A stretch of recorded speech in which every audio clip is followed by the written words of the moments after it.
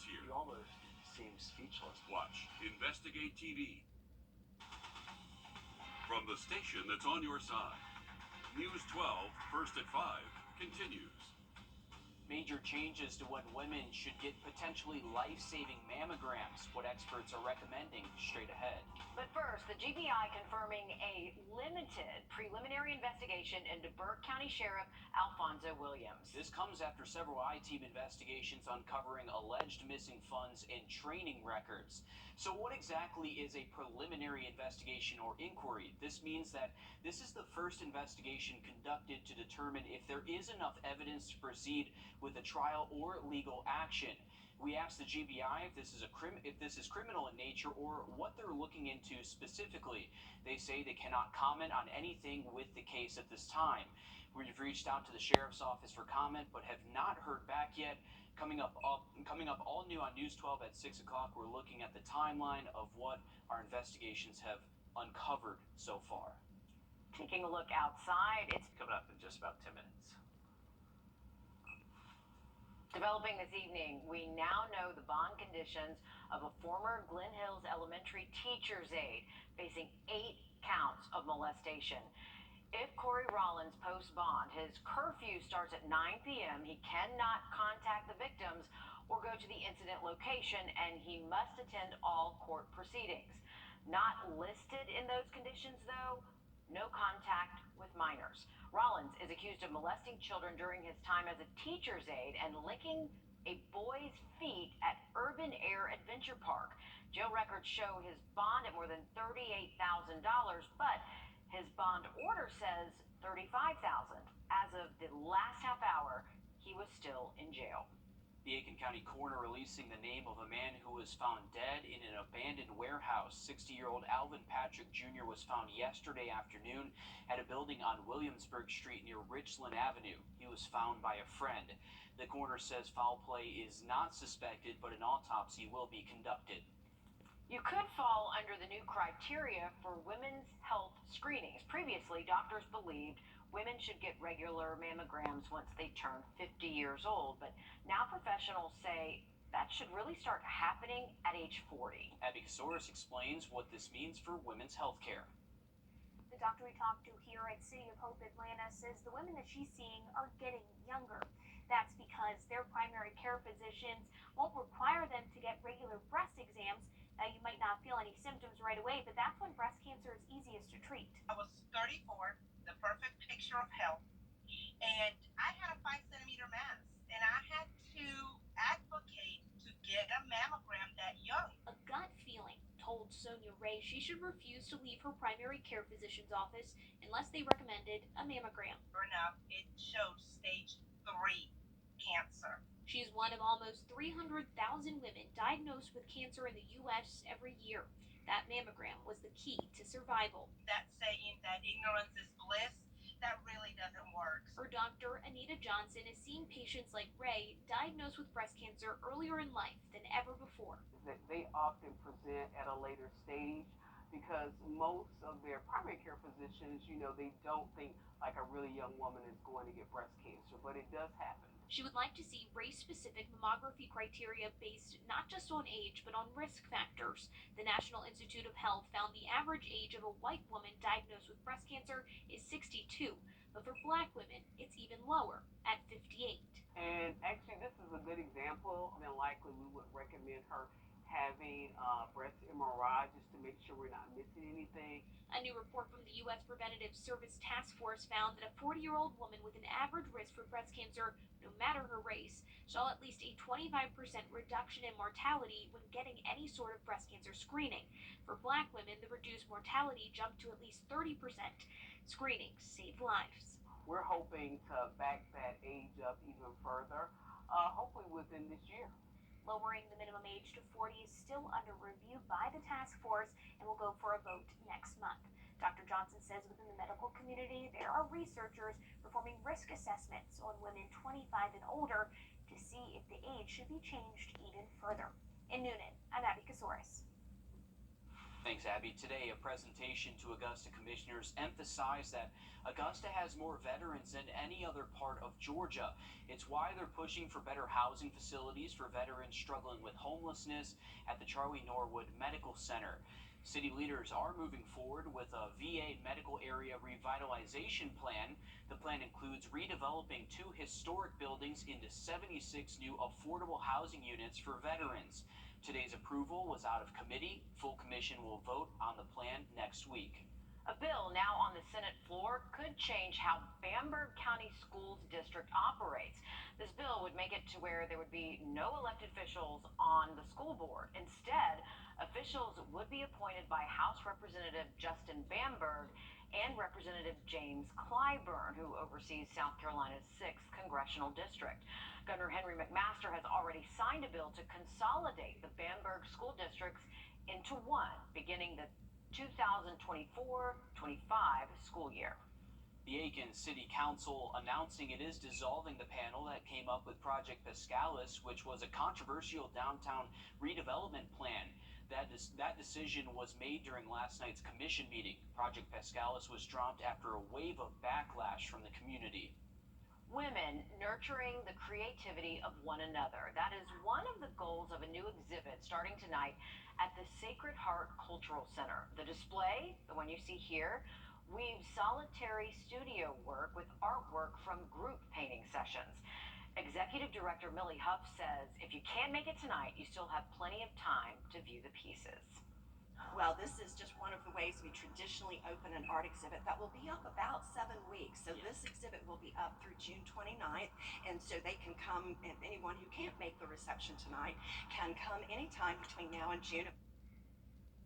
The Sacred Heart Cultural Center is open Monday through Friday, 9 a.m. until 5 p.m. They do about 6 to 8 different exhibits like this every year. We'll talk about a lot of guests. Finnissy Swamp Nature Park is celebrating more than 100,000 students taking part in its educational programs. Students from schools in our area get hands-on with science and environmental activities.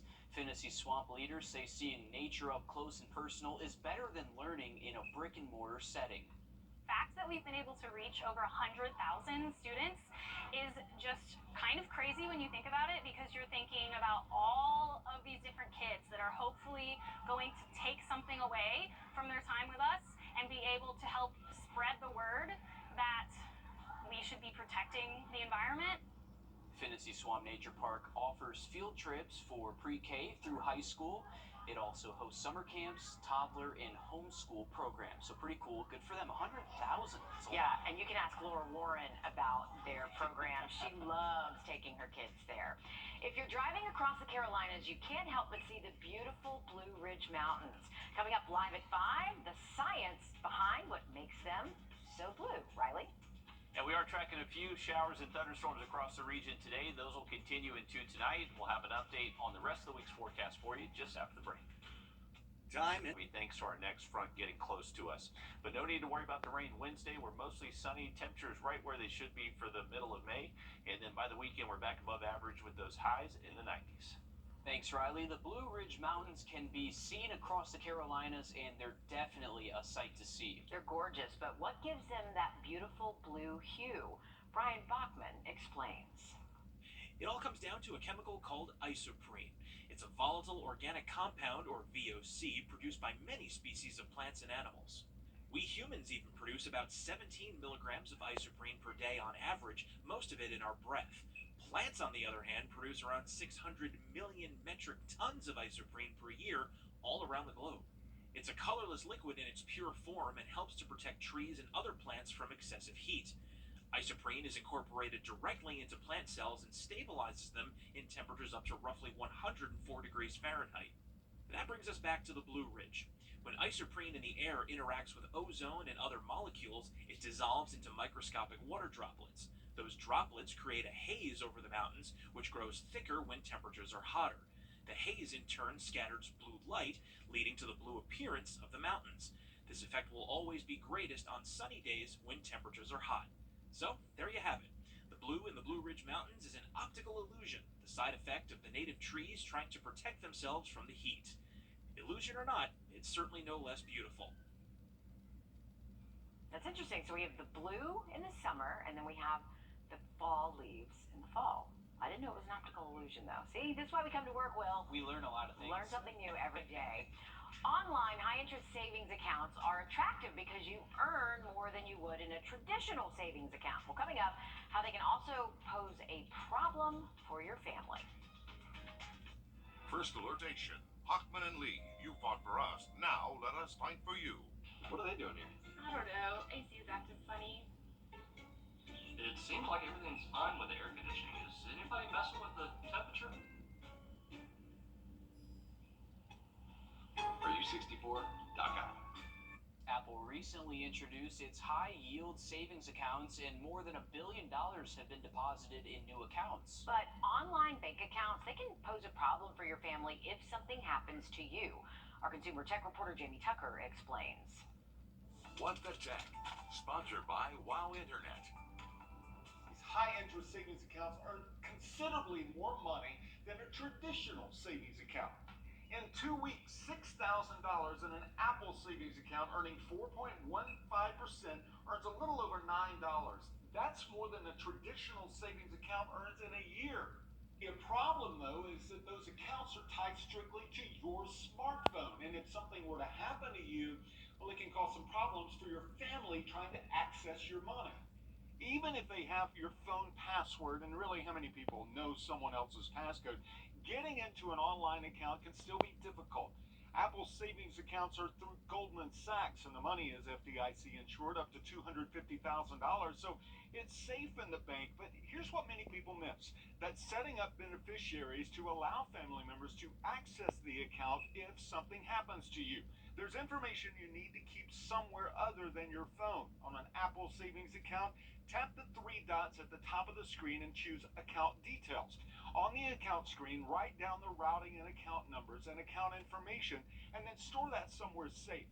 Under Account Information, set up beneficiaries. You will need their social security numbers and date of birth, and to manage your beneficiaries, you will be asked to contact Morgan Sachs over the phone.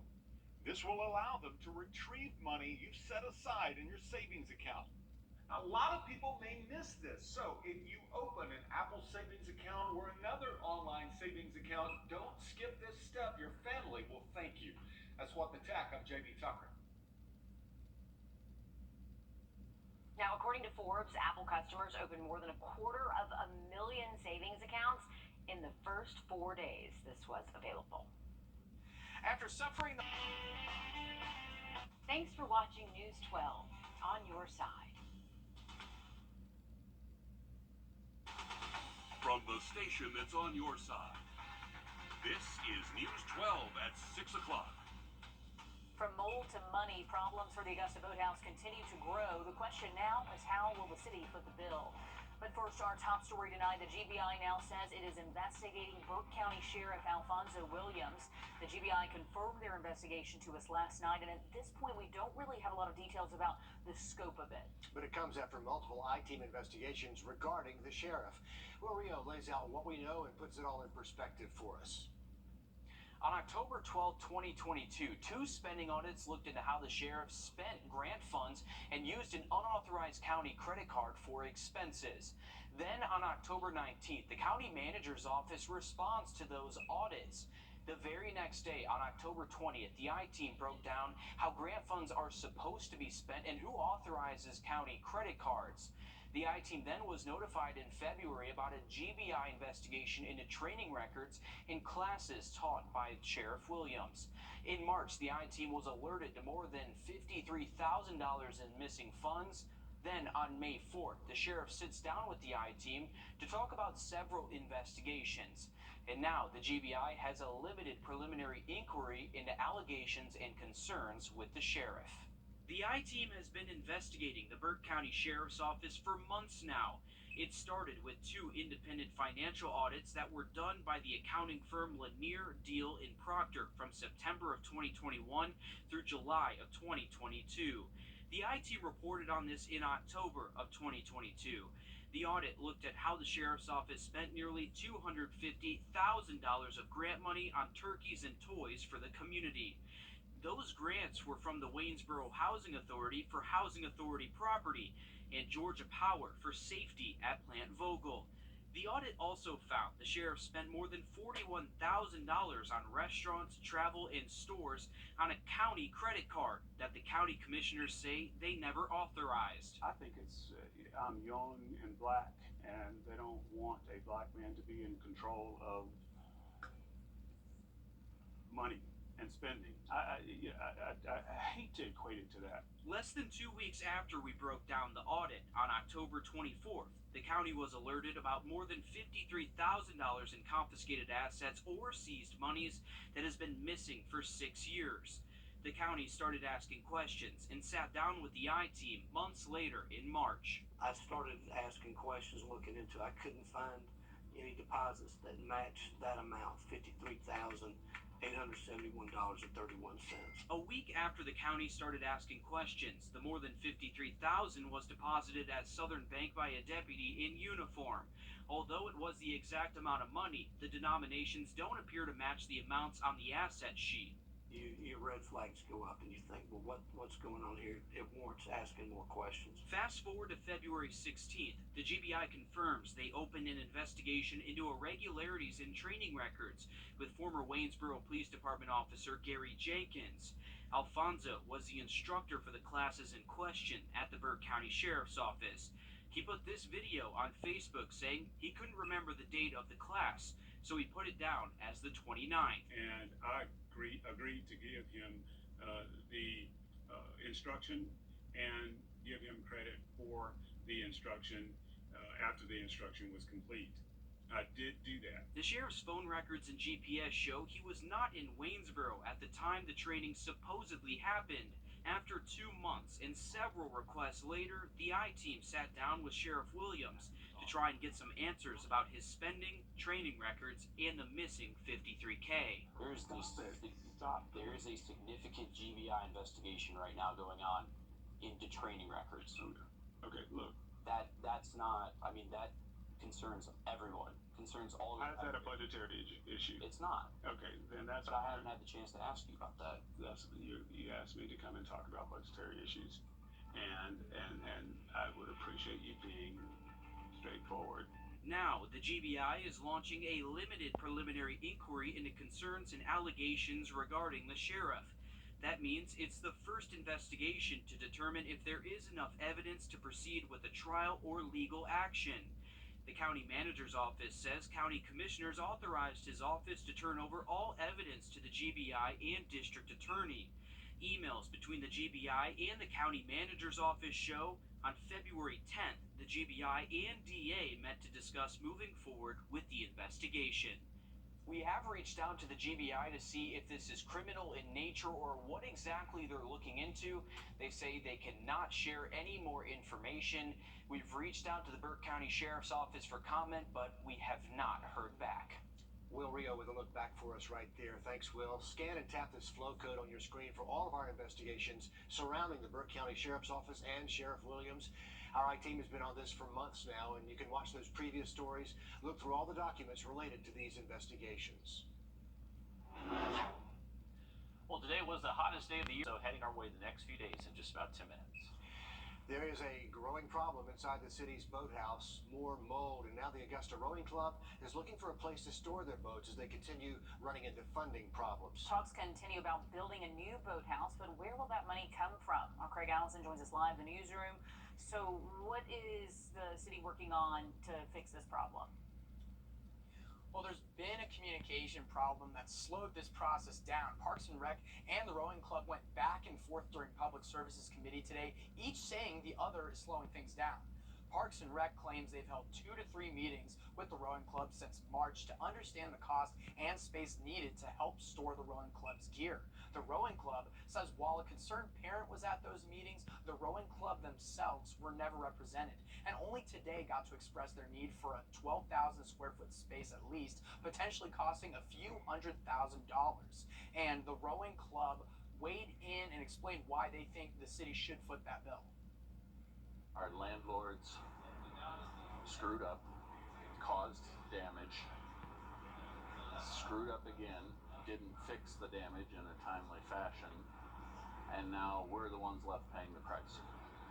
It doesn't cost them anything to sit and let the building deteriorate and fall down. They don't lose anything. They're not operating out of it. And Central Services says demolishing the boathouse will cost $200,000 to $400,000, but can't start that until they relocate the rowing club, which they say is becoming more and more dangerous as mold continues to spread into that facility. So where do we go from here? The rowing club, Parks and Rec, and the interim city administrator are all going to get together to present options to the commission next week. Big decisions along the Savannah River. Craig, thanks a lot. Also today, commissioners took the first steps to decide how to spend $30 million for SPLOST 8 projects. Today, the Finance Committee laid out how to spend 26 of that $30 million. That includes $11 million to the Richmond County Correctional Institution, $6 million to Dias Park, $5 million to Fleming Park, and $4 million to the Newman Tennis Center. They'll get into specifics of how that money will be spent at each place next week. The teacher's aide accused of licking a boy's feet has now been granted bond in a 7-count molestation case. 26-year-old Corey Rollins, his bond hearing was yesterday. The grand jury indicted him, saying Rollins is accused of molesting several students during his time as a teacher's aide at Glen Hills Elementary, and there's enough evidence for him to stand trial. Rollins was arrested Friday, and he is behind bars for now, but his bond has been set at more than $38,000. Coming up on News 12 at 11 tonight, Hallie Turner is exploring how bond was decided despite Rollins not being on the calendar and the state requesting that he be denied bond. Congressman Rick Allen putting pressure on HUD about Augusta's Bonaire apartments, and today he sent a letter calling for immediate action for the poor living conditions there. The congressman visited the site back in September. In March, he learned Redwood Housing Partners did not secure the grants needed for this remodeling project. Despite that, Redwood promised renovations would start the first half of this year. The next step Allen's requesting is for HUD to turn over documents on current living conditions by May 22nd and to tour the property after that deadline. It is peach season in the two-state, but you might not find as many to choose from at the roadside stands. We'll talk to growers about what went wrong. And we did have a hot one out there this afternoon with highs hitting the 90s. We got a few storms we're looking at through this evening. Update on the full forecast after the break. Average. So for the weekend, right now we're looking at high temperatures near 90 Saturday, then potentially as high as the mid-90s by Sunday afternoon. So some pretty hot stuff does return as we close out the week. Here's a look at that full 7-day forecast. Mid-80s the next couple of afternoons. Nights back down to the 50s. Overnight Wednesday and Thursday. And then for the weekend, it's going to be feeling like summer. Speaking of summer, peach season. Try to say that. That's what it is. It's the peak of it. Peak peach season is finally here, but some of our local growers have yet to recover from that February cold snap we were worried about. Yeah, stands like this one in Trenton are a common sight on both sides of the Savannah River. But before you hit the highway, our Alyssa Lyons stopped by to see firsthand what the crop is looking like after that late freeze. Peaches can pretty much be put in anything, you name it. Salsa, jam, jellies, pie.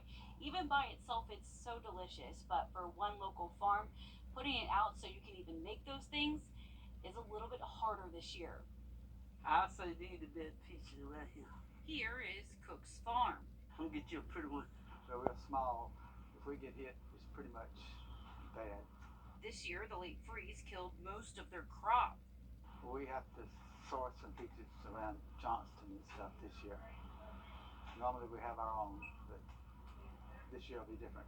So different in 63 years of farming. There's only been one other year like it. We've had one year that we didn't have any at all. That was in 2007, 2008, something in that range. They lost 75% of their crop. We knew we had a problem when they bloomed in late February, and in early March we had the cold weather, and it kind of wiped them out a lot. We've got some peaches, but other places we don't. It caused them to close on Sundays, but open their doors to other produce. Now we do all different crops, vegetables and stuff like that, and get stuff from the farmer's market and try to diversify our business. So we're in the greenhouse business. While changes change, the dollar sign hasn't. We haven't gone up at all because you can overprice anything. In Trenton, Alyssa Lyons on your side.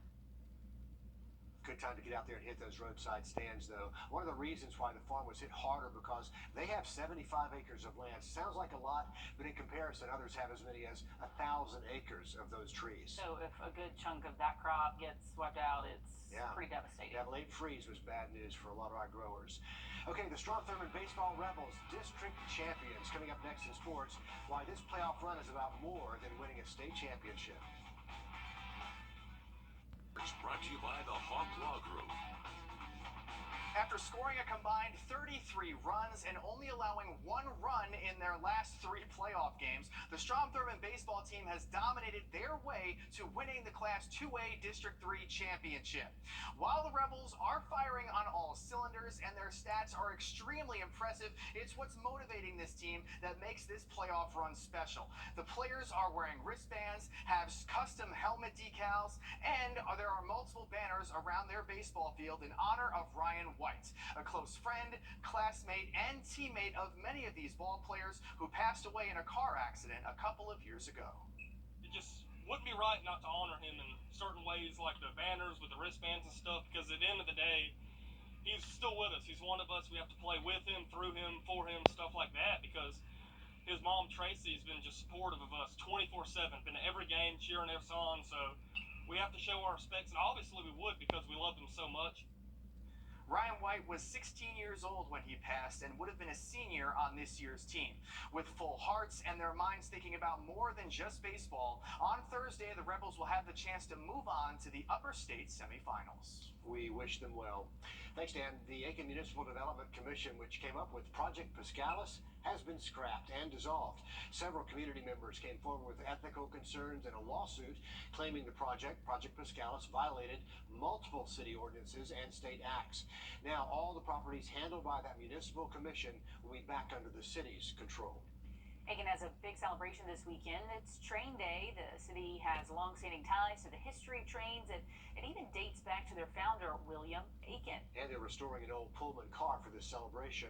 Our Will Volk stopped by to get a sneak peek at what to expect. Everybody says Aiken is here because of the horses, but the trains actually brought the horses here first. Aiken owes its existence to these tracks. If it was not for the railroad, Aiken would not exist. We are here exclusively because of the railroad. Samuel Ellis works at Aiken's Visitor Center and Train Museum, which is modeled after an old train depot.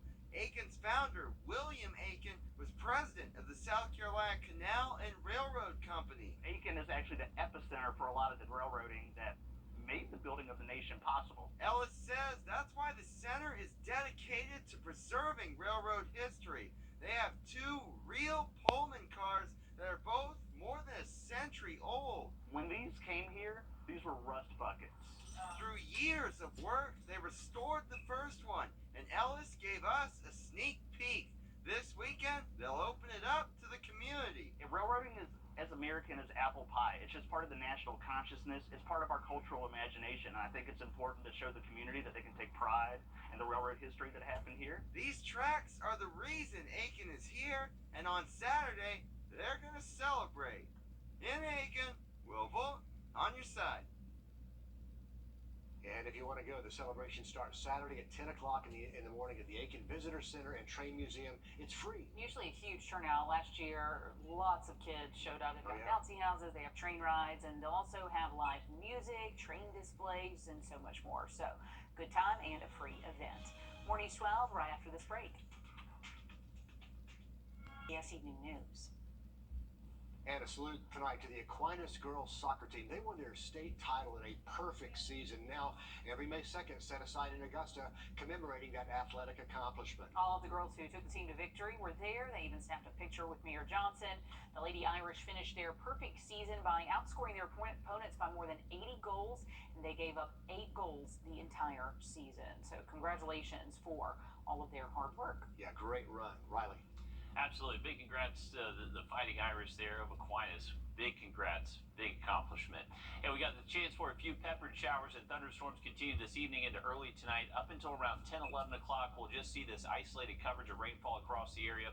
Right now over downtown Aiken, we're looking at some moderate rainfall now showing up. That was a thunderstorm just a little bit ago, producing some cloud ground lightning. So a heads up, if you do hear thunder this evening, just make sure you're staying inside. You can see these storms north and west of us. Those are going to continue filtering down towards the coast. So a heads up, we're not done with the rain just yet. But as we head past midnight tonight, we do look to dry out for the rest of the week. Heading into our Wednesday, we're going to see our temperatures drop back down to seasonal norms. By the weekend, though, we're bringing back that summer heat with highs in the mid-90s by Sunday. Riley, thanks. Our next live update comes at 7 o'clock on NBC 26. Then we're back with more News 12 at 11. We'll see you then.